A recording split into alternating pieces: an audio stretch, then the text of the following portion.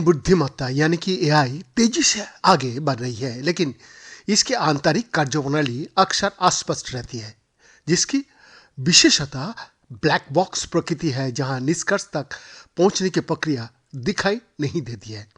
हालांकि वन विश्वविद्यालय के रसायन सूचना विज्ञान विशेषज्ञ प्रोफेसर डॉक्टर जुर्गेन बाजोरत और उनकी टीम ने एक महत्वपूर्ण सफलता हासिल की है।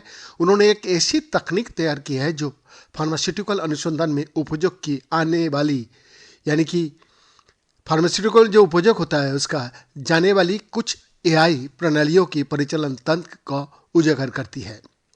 आश्चर्यजनक रूप से उनके निष्कर्ष से संकेत मिलता है कि ये एआई मॉडल मुख्य रूप से दवाइयों की प्रभावशीलता की भविष्यवाणी करने के लिए विशिष्ट रासायनिक इंटरैक्शन सीखने के बजाय मौजूदा डेटा को याद करने पर भरोसा करता है। उनके परिणाम हाल ही में नेचर मशीन इंटेलिजेंस में प्रकाशित हुआ है।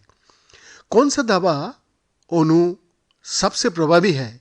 शोधकर्ता बीमारियों से लड़ने के लिए प्रभावी सक्रिय पदार्थों की खोज में लगा हुआ है। ये यौगिक अक्सर प्रोटीन से जुड़ता है, जो आमतौर पर एंजाइम या रिसेप्टर होता है, जो शारीरिक क्रियाओं की एक विशिष्ट श्रृंखला को ट्रिगर करता है।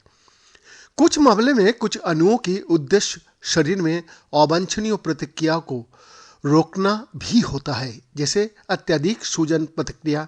उपलब्ध रासायनिक यौगिक की प्रचुरता को देखते हुए पहली नज़र में ये शोध भूसे के ढेर में सुई खोजने जैसा था। इसीलिए दवा की खोज वैज्ञानिक मॉडलों का उपयोग करके ये अनुमान लगाने का प्रयास करती है कि कौन से अणु संबंधित लक्ष्य प्रोटीन से सबसे अच्छा जुड़ेगा और मजबूती से बंधेंगे। प्रायोगिक अध्ययन में इन संभावित दवा उम्मीदवारों की अधिक विस्तार से जांच की जाती है। एआई की प्रगति के बाद से दवा खोज अनुसंधान में भी मशीन लर्निंग अनुप्रयोगों को तेजी से उपयोग किया जा रहा है। ऐसा है एक एप्लीकेशन ग्राफ न्यूरल नेटवर्क ऐसे अनुप्रयोगों के लिए कई अवसरों में से एक प्रदान करता है।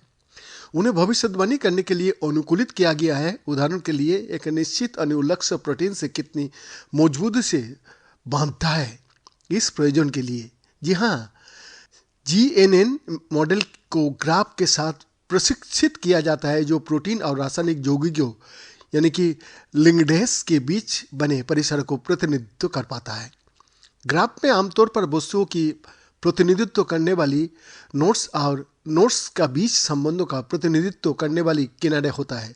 प्रोटीन लिंगेट कॉम्प्लेक्स के ग्राफ प्रतिनिधित्व में जी हाँ, किनारे केवल प्रोटीन या लिंगेट नोड्स को जोड़ता है, जो क्रमशः उनकी संरचनाओं को प्रतिनिधित्व करता है, या प्रोटीन और लिपिड नोड्स विशिष्ट प्राचीन लिंगेट इंटरैक्शन का प्रतिनिधित्व करता है।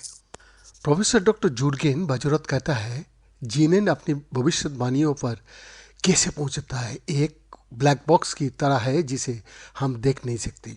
वन विश्वविद्यालय में LIMES Limes institute, Bonn Aachen international centre for information technology और वन में Lamarr institute for machine learning and artificial intelligence के शोधकर्ताओं रोम में सेपिएंजा विश्वविद्यालय के सहयोगियों के साथ मिलकर विस्तार से विश्लेषण किया गया है।